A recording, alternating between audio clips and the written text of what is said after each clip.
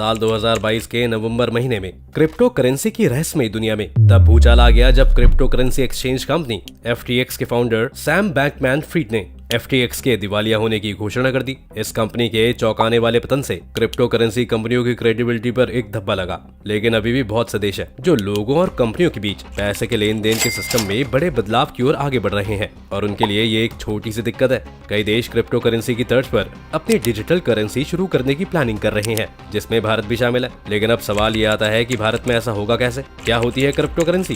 क्या होगा इससे भारतीयों को फायदा? आइए जानते हैं आज की इस वीडियो में इन सारे सवालों के जवाब। इसलिए वीडियो को आखिर तक जरूर देखिएगा। पर वीडियो शुरू होने से पहले अगर आप लोग चैनल पर नए हैं या आपने अभी तक चैनल को सब्सक्राइब नहीं किया है तो चैनल को सब्सक्राइब करना और बेल आइकन को दबाना ना भूलें ताकि हमारे चैनल की कोई भी वीडियो आपसे मिस ना हो जाए। चलिए सबसे पहले ये जान लेते हैं कि क्रिप्टो करेंसी और डिजिटल करेंसी क्या है। क्रिप्टो करेंसी क्या है? क्रिप्टो करेंसी आमतौर पर डिसेंट्रलाइज्ड डिजिटल पैसा है जिसे इंटरनेट पर इस्तेमाल करने के लिए डिजाइन किया गया है। क्रिप्टो करेंसी किसी करेंसी का एक डिजिटल रूप है। ये किसी सिक्के या नोट की तरह सॉलिड फॉर्म में आपकी जेब में नहीं होता है, बल्कि ये पूरी तरह से ऑनलाइन होती है और बिना किसी नियमों के इसके जरिए बिजनेस होता है। इसको कोई गवर्नमेंट या कोई रेगुलेटरी अथॉरिटी जारी नहीं करती है। इसके जरिए डिजिटल तरीके से लेन देन किया जा सकता है और ब्लॉकचेन तकनीक के जरिए क्रिप्टो करेंसी अलग अलग जगहों पर स्टोर रहती है। ब्लॉकचेन ऐसी तकनीक है जिससे डिजिटल करेंसी बनाने के साथ ही किसी भी चीज को डिजिटल बनाकर उसका रिकॉर्ड रखा जा सकता है। लेकिन चिंता वाली बात यह है कि क्रिप्टो करेंसी को रेगुलेट करने के लिए कोई बैंक या दूसरी इंस्टीट्यूशन नहीं है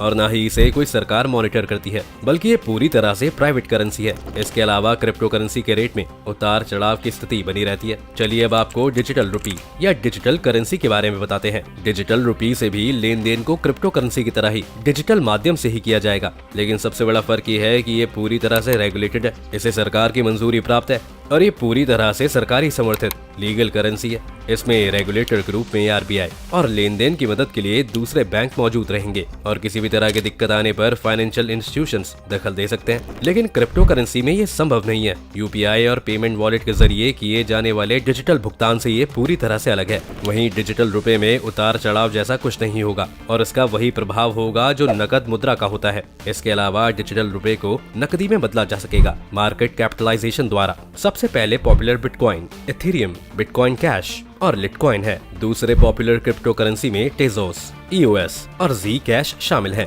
क्रिप्टो बैंक या पेमेंट प्रोसेसर जैसे बिचौलिए की जरूरत के बिना ऑनलाइन वैल्यू ट्रांसफर करना पॉसिबल बनता है। कम शुल्क के लिए ग्लोबल स्केल पर लगभग तुरंत 24/7 प्राइस कॉस्ट मनी को ट्रांसफर करने की इजाजत देता है। क्रिप्टो करेंसी की शुरुआत तो 90 के दशक के मिड में ही हो चुकी थी। इसका मकसद था बैंक या किसी देश की करेंसी पर निर्भर न रहकर एक व्यक्ति से दूसरे व्यक्ति तक पैसे पहुंचाना। लेकिन कई सालों तक ये कॉन्सेप्ट सिर्फ डिजिटल दुनिया के शौकीन लोगों तक ही लिमिटेड रही थी।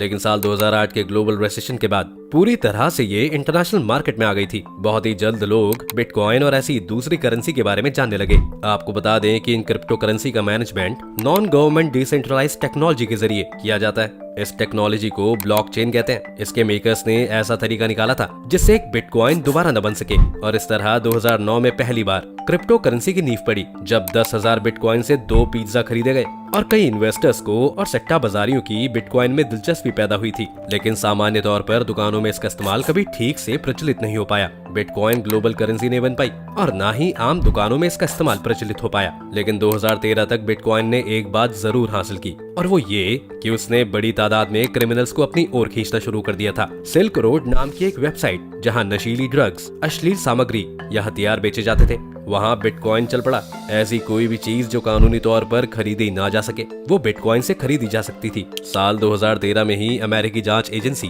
FBI ने इसे बंद करवा दिया। मान के चलते हैं कि किसी भी जालसाजी के चलते बैंक में रखे उनके पैसे खो सकते हैं, लेकिन अगर वो अपने बिटकॉइन के पासवर्ड या की को किसी के साथ शेयर न करें तो ब्लॉकचेन टेक्नोलॉजी की वजह से उनके बिटकॉइन के खोने का खतरा नहीं है। क्रिप्टो की एक्सपर्ट फ्रांसिस कॉपलर बताती हैं कि दरअसल बिटकॉइन कभी भी हैक नहीं किया जा सकता है। हाँ, अगर आपकी पासवर्ड की किसी के हाथ लग जाए या खो जाए तो आपके बिटकॉइन चोरी हो सकते हैं। क्रिप्टो करेंसी का दूसरा पहलू। बिटकॉइन की शुरुआत के कुछ ही समय बाद MIT के फिजिक्स ग्रेजुएट एक दिन क्रिप्टो करेंसी की कीमतें देख रहे थे। क्रिप्टो के विशेषज्ञ फ्रांसिन मकाना बताती हैं कि FTX के फाउंडर सैम बैंकमैन-फ्रिड के बारे में एक किस्सा है कि एक दिन सुबह उन्होंने देखा कि बिटकॉइन जापान में $11,000 का बिक रहा था, जबकि अमेरिका में उसकी कीमत 10,000 थी। तो ये बिजनेस का अच्छा मौका था कि आप जहां बिटकॉइन सस्ती कीमत में बिक रहे हो वहां से खरीदें और दूसरी जगह उसे महंगा बेचकर मुनाफा कमाएं। तो सैम बैंकमैन-फ्रीड ने अपने पार्टनर्स के साथ मिलकर बिटकॉइन खरीद फरोख्त का कारोबार करने का फैसला किया, लेकिन इसके लिए उनके पास सिर्फ अपने पैसे थे और इसे बड़े पैमाने पर करने के लिए और कोई पैसों की जरूरत थी। इसके लिए उन्होंने ऐसे कस्टमर्स ढूंढे जो क्रिप्टो करेंसी का बिजनेस करना चाहते थे। अब इन्वेस्टर्स सैम के पास अपने पैसे लगाने को तैयार थे और शायद यहीं से मुसीबत की शुरुआत हुई थी। कंट्रोल्ड शेयर मार्केट में आप वहीं पैसा लगा सकते हैं जिसके लिए लोगों ने उसमें इन्वेस्ट किया है, लेकिन ये क्रिप्टो करेंसी कंट्रोल नहीं थी और वो नियम इस पर लागू नहीं होते थे। तो सैम बैंकमैन-फ्रीड ने कस्टमर्स के पैसे क्रिप्टो करेंसी बाजार में लगा दिए थे। बाजार में FTX एक ऐसा ब्रांड नहीं था, बल्कि और भी कई सारे थे। FTX का सबसे बड़ा कॉम्पिटिटर था कॉइनबेस, जिसके कई देशों में 10 करोड़ से ज्यादा कस्टमर्स थे। FTX किसी नियंत्रित शेयर बाजार में रजिस्टर्ड या लिस्टेड नहीं थी, लेकिन कॉइनबेस न्यूयॉर्क के नैस्डैक शेयर बाजार में लिस्टेड थी। इसके तहत उसे शेयर बाजार के नियमों का पालन करना पड़ता था। FTX पर ऐसा कोई नियंत्रण नहीं था। जाहिर सी बात है कि ऐसी सूरत में जब हालात बिगड़ते हैं तो फिर बेहद तेजी से बिगड़ते हैं। FTX के साथ भी यही हुआ। अचानक लोग बैंक की ओर भागे अपना पैसा निकालने के लिए, लेकिन असल पैसे तो थे ही नहीं। ग्राहकों के पैसे इस ट्रेडिंग कंपनी को खड़ा करने में लगा दिए गए थे। FTX का कारोबार टोकन और क्रिप्टो एसेट्स का था, जो इस बात पे निर्भर था कि लोग ये मानते थे कि इसकी कीमत है। लेकिन जब वो धारणा बदली तो सब कुछ गिर गया। जब FTX ने खुद को दिवालिया घोषित किया तो पता चला कि 10 लाख से ज्यादा ग्राहकों के अरबों डॉलर्स उस पर बकाया थे और उनके पास अपने पैसे पाने का कोई तरीका नहीं बचा था। अब ये जानने के बाद आपके मन में ये सवाल जरूर आ रहा होगा कि ऐसे में क्रिप्टो करेंसी सेफ कैसे है। चलिए हम आपको बताते हैं क्रिप्टो सेफ कैसे है। क्रिप्टो सिक्योर है क्योंकि सभी लेन देन की जांच एक ब्लॉकचेन नामक तकनीक द्वारा की जाती है। एक क्रिप्टो करेंसी ब्लॉकचेन बैंक की बैलेंस शीट या लेजर की तरह है। हर एक मुद्रा का अपना ब्लॉकचेन होता है, तो उस मुद्रा का इस्तेमाल करके किए गए लेन देन का एक कॉन्टिन्यूअस और कॉन्स्टेंटली रीवेरिफाइड रिकॉर्ड है। एक बैंक के खाता बही लेजर के उल्टे एक क्रिप्टो ब्लॉकचेन डिजिटल करेंसी के पूरे नेटवर्क के पार्टिसिपेंट्स में बांटा जाता है। कोई कंपनी, देश या थर्ड पार्टी इसके कंट्रोल में नहीं है और कोई भी इंसान इसमें भाग ले सकता है। एक ब्लॉकचेन एक ब्रेक थ्रू टेक्नोलॉजी है जिसे हाल ही के दशकों में कंप्यूटर साइंस और मैथमेटिकल इनोवेशंस के माध्यम से पॉसिबल बनाया गया। सबसे जरूरी बात, क्रिप्टो करेंसी इंडिविजुअल्स को अपने एसेट्स पर कंप्लीट कंट्रोल रखने की इजाजत देती है। तो ये तो थी बात कि क्रिप्टो करेंसी सेफ है या नहीं। आइए बात करते हैं क्रिप्टो करेंसी के फीचर्स की। क्रिप्टो करेंसी की विशेषताएं। Number 1, transferability. क्रिप्टो देश विदेश या भविष्य में दूसरे किसी भी ग्रह के दूसरी तरफ के लोगों के साथ लेन देन को आपके स्थानीय किराना स्टोर पर नगद भुगतान के रूप में सहज बनाने में सक्षम है। Number 2, privacy. क्रिप्टो करेंसी के साथ पेमेंट करते समय आपको व्यापारी को अननेसेसरी पर्सनल इंफॉर्मेशन प्रोवाइड करने की जरूरत नहीं है।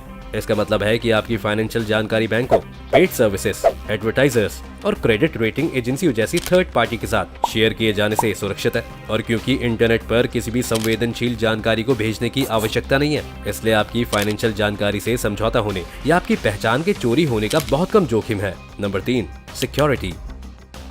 बिटकॉइन, एथेरियम, टेजोस और बिटकॉइन कैश के साथ साथ लगभग सभी क्रिप्टो करेंसीज को ब्लॉकचेन नामक तकनीक का इस्तेमाल करके सुरक्षित किया जाता है, जिसे लगातार बड़ी मात्रा में कंप्यूटिंग शक्ति द्वारा जांचा और वेरीफाइड किया जाता है। Number 4, portability.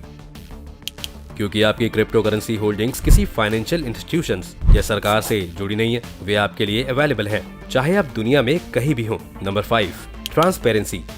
बिटकॉइन, एथेरियम, टेजोस और बिटकॉइन कैश नेटवर्क पर हर एक लेन देन बिना किसी एक्सेप्शन के पब्लिक रूप से पब्लिश किया जाता है। इसका मतलब है कि लेन देन में हेरफेर, पैसे की सप्लाई को बदलने या नियमों को खेल के बीच में वेल एडजस्ट करने के लिए कोई जगह नहीं है। Number 6, immutability.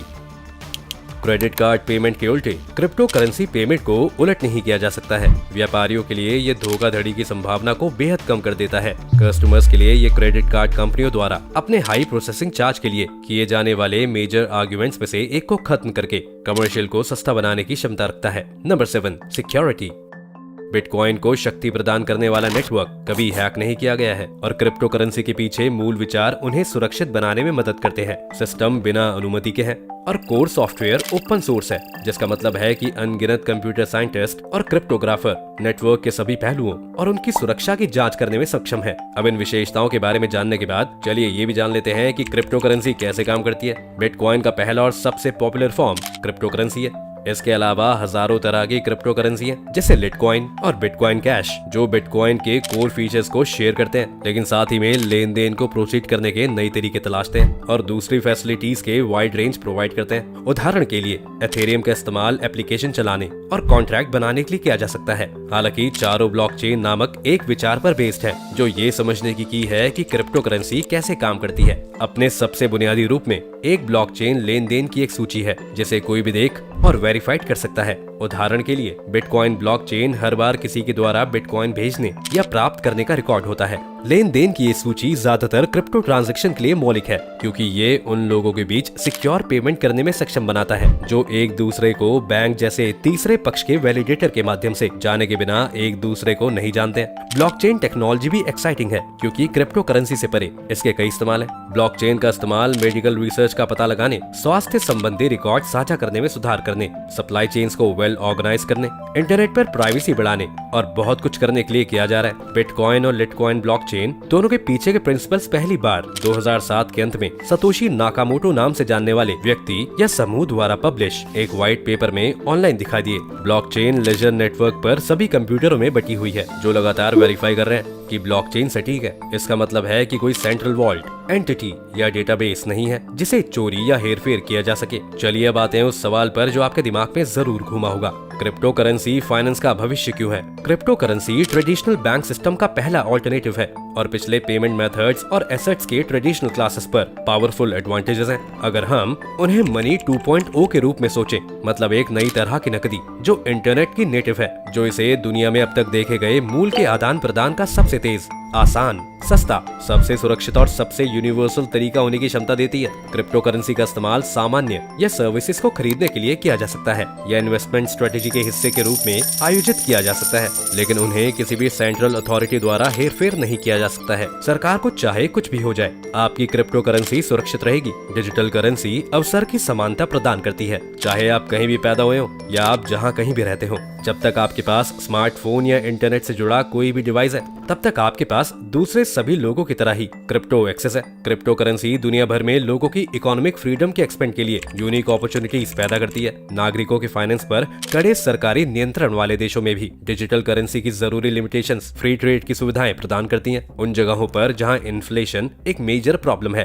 क्रिप्टो काउंशन बचत और पेमेंट के लिए बेकार करेंसीज का विकल्प प्रोवाइड कर सकती है। एक्सटेंसिव इन्वेस्टमेंट स्ट्रेटेजी के हिस्से के रूप में क्रिप्टो से कई तरह से संपर्क किया जा सकता है, जैसे कि एक तरीका बिटकॉइन जैसे किसी चीज को खरीदना और बेचना है, जो 2008 में लगभग बेकार से आज हजारों डॉलर का सिक्का हो गया है। क्रिप्टो क्यूरियस इन्वेस्टर्स के लिए जोखिम को कम करने के लिए एक विकल्प यूएसडी कॉइन है, जो यूएस डॉलर के मूल के लिए 1:1 आंकी गई है। ये एक ट्रेडिशनल करेंसी की स्टेबिलिटी के साथ इंटरनेशनल लेवल पर जल्दी और सस्ते में पैसे ट्रांसफर करने की क्षमता के साथ क्रिप्टो के लाभ प्रदान करता है। इसके बाद ये सवाल आता है कि क्या करेंसी नोट का दौर खत्म होने जा रहा है? ब्रेट स्कॉट, जो मुद्रा विज्ञानी यानी मॉनिटरिस्ट हैं, उनका कहना है कि क्रिप्टो करेंसी और गवर्नमेंट कंट्रोल को लेकर चिंताएं हैं, लेकिन जिस तरह कार्ड पेमेंट और बैंक में इलेक्ट्रॉनिक ट्रांसफर का चलन बढ़ा है, हमारे पैसों को ज्यादा नुकसान उन बैंकों से हो सकता है जो इस सिस्टम को चलाते हैं। वैसे तो पैसे मुख्य रूप से दो तरह के हैं, एक तो सरकार द्वारा जारी करेंसी नोट या क्रेडिट कार्ड, और इलेक्ट्रॉनिक मनी ट्रांसफर जो एक तरह के डिजिटल पैसे ही हैं।